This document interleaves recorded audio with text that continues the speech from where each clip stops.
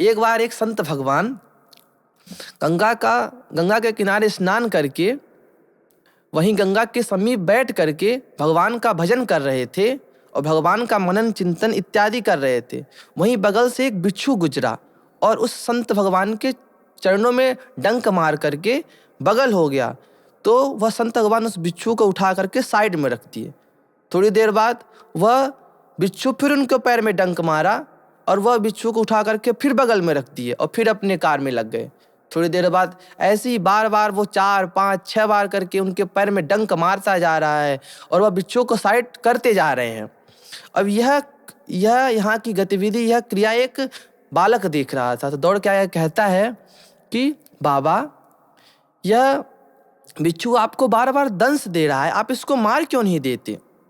शास्त्र में तो यही लिखा है ना कि सठे साठ्यम समाचरित, जैसे को तैसा, जो जैसा करे उसको वैसा ही भोगना पड़ता है।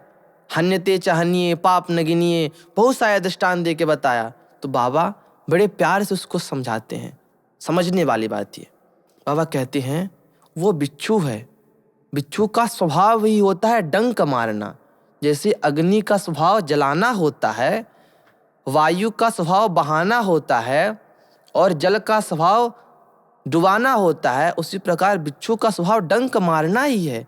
तो वो अपना स्वभाव के अनुकूल ही काम कर रहा है। लेकिन मैं तो संत हूँ, मेरा स्वभाव ये थोड़ी है कि मैं किसी को मारूं। वो अपना स्वभाव अनुकूल काम कर रहा है, वो डंक मार रहा है। मैं संत हूँ, मेरा स्वभाव क्षमा करना होता है, इसलिए मैं उसको क्षमा करता हूँ। मैं उसको मान नहीं सकता क्योंकि संतों का स्वभाव नहीं होता किसी को मारना। संत तो भगवान के होते हैं और भगवान के भक्त किसी की हत्या नहीं किया करते।